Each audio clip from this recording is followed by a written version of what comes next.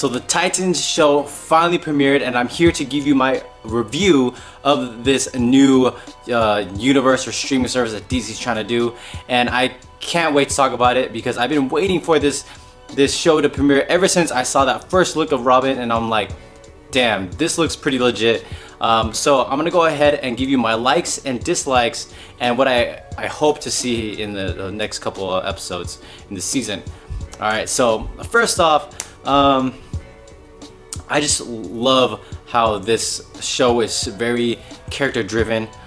You know, it starts off with Raven, and then it starts moving along to Robin, then Raven, Robin and Starfire, and the storylines that are coming out with these characters is very unique, and it's not like the comic books at all. It's not like the cartoon. So that's something that's a hurdle to jump over. So if you are a hardcore, die-hard fan of the Teen Titans Go or the Teen Titans Animated, this is definitely a change that you have to get used to and kind of adjust, because this show is very gritty, dark, and real in some ways, where it deals with like kind of like personal problems that, you know, people in their mid-20s start to face. And so I really like everything that's going on.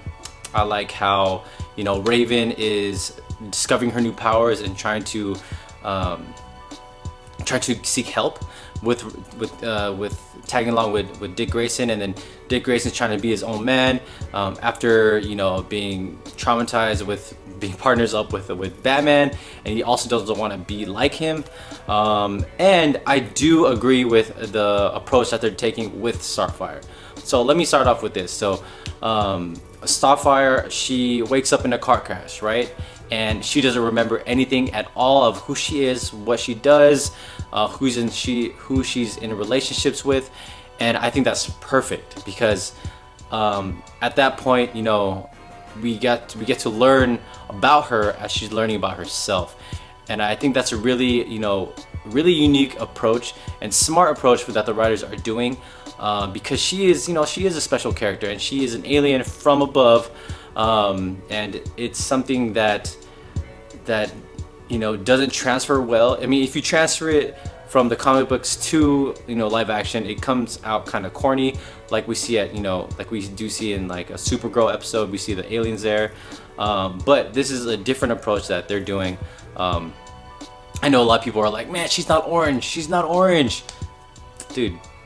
We can't find that orange girl. So Anna Diop is our best choice, and I think she did an amazing job. And I love the music choices in this show. The song where she wakes up in the car crash after she lost her memory. The song goes like, heaven lost his angel, something like that. And basically heaven, it's really smart what they did. So heaven in this song represents probably her planet, and the angel is Starfire. So I think that was pretty cool. Also, I love all the action scenes in this show, in this particular episode. I thought they did everything really well. You know, it felt like a freaking movie. I watched this by myself, and I watched it with my family, and they all thought it was a movie, and they were surprised it was a TV series. And I love that Robin scene in the alleyway. Oh man, everyone, the internet is going nuts right now, because everyone's comparing the Robin alley scene to the Batman warehouse scene in Batman vs Superman, and they are neck and neck. And I don't know which one I love more, because both are very, very brutal and bloody. I honestly think they're like, I don't know, I can't even like say which scene was better, because that broken car window scene that Robin did to that guy's face, oh man, that was that was nasty. That was pretty nasty. Like, my brother-in-law, he watched it, he's like, ow, and he doesn't even watch like superhero shows. So that was pretty brutal. And all those bone-breaking moments, oh man, that was pretty crazy. And also the Starfire scene where you know, she's in the club and the mobster shoots her, and she's like, no, wait, and then her powers finally come out. I thought that was so beautiful. I love the special effects. I loved how she looked. And also, I love this. Again, I love the song choice in that particular scene. It was called "I Feel Love." It's a 1970 or 80 song. That song was also featured in a recent movie called White Boy Rick, and that song, I think that represents her finally feeling her powers again and feeling all this emotion coming out of her body, and she just she's feeling like herself again at this point. So she loves it, right? And then she walks away. As she walks away from burning all those mobsters, I love how she smiles. I love how she does her little smirk, like she giggles. And that is so true to her character, because one interview that I heard from Anna Diop, the actor that plays Starfire, was she did a lot of research with Starfire, and she said that she watched a lot of the cartoons as well, and she wanted to bring some of her personality onto the show, even though the writers didn't really write her like the cartoon. But she said every chance she's gonna get in this show, she's gonna try to throw that in. And as most people are fans of Starfire through the animated show, and she's very ditzy, she's very lovable, she's very bubbly, and somewhat airheaded, right? Since she's an alien, she doesn't have that human connection, or like, I guess she doesn't feel as remorseful, I guess so. And so like when she burns those people, she doesn't really feel the deaths of those people, and so she's kind of like, oh, I'm just playing around, like, oh yeah, that felt good because I felt my powers again, but I killed those guys. Yeah, so I thought that was really cool to see, and how she reacted. My other positive is the actor that plays Dick Grayson. This guy is freaking good. He embodies Dick Grayson like no other, and I'm so excited to finally get someone that could do that. I mean, the previous Robin, the guy that was in the Tim Burton movies, he was okay, but dude, this guy, I forgot his name, he freaking is Dick Grayson. Everything about the way he acts, the way he talks, and I love how he's written. He's written as a detective with a very dark past that had a really bad experience in Gotham, and he, little do they know, that dark past involves Batman, and so we get to hear a little bit about how he feels about Batman with while he was describing it to one of his colleagues, and that was really cool to see. I do also love how he opened where he got his Robin suit. In the suitcase in the car scene. Man, when he put his fingerprint and it scanned his eye and then like it went all over his face. Oh man, I was like, oh my god, is that how he gets his suit?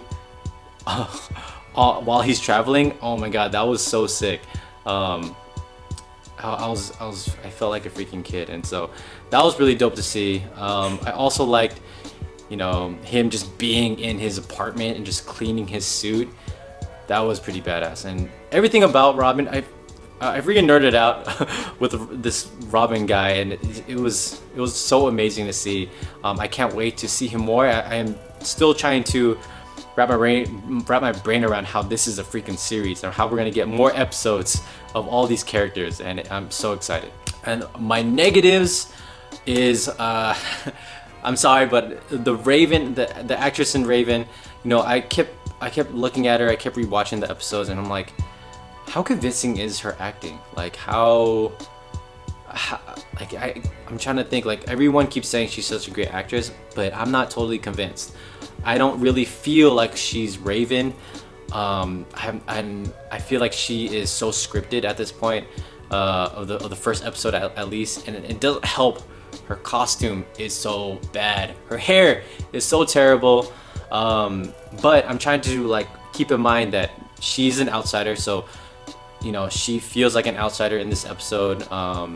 As you could tell, like she is very quiet. She was on the school bus, and this guy saved her from bullying, and then when she tried to go thank him, he totally ignored her, and so she feels like an outsider. So maybe that's, I guess that's how you can answer the whole hair, dyeing the hair purple.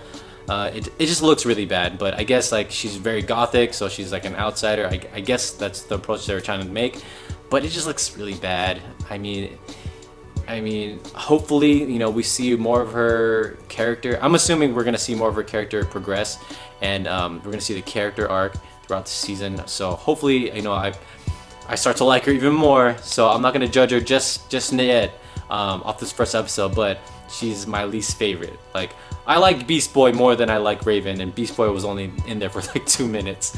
Also, sorry, let's go back to the positives. But the positives, I do like how it's very gritty. I love how it's serious, and this is how you make a serious story or a serious series for the DC universe. You know, a lot of people are like, oh yeah, DC's dark, and they, you know, it's not, you know, there's no colors and all that stuff.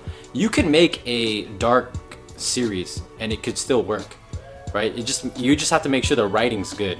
As long as the writing's good, anything else doesn't matter.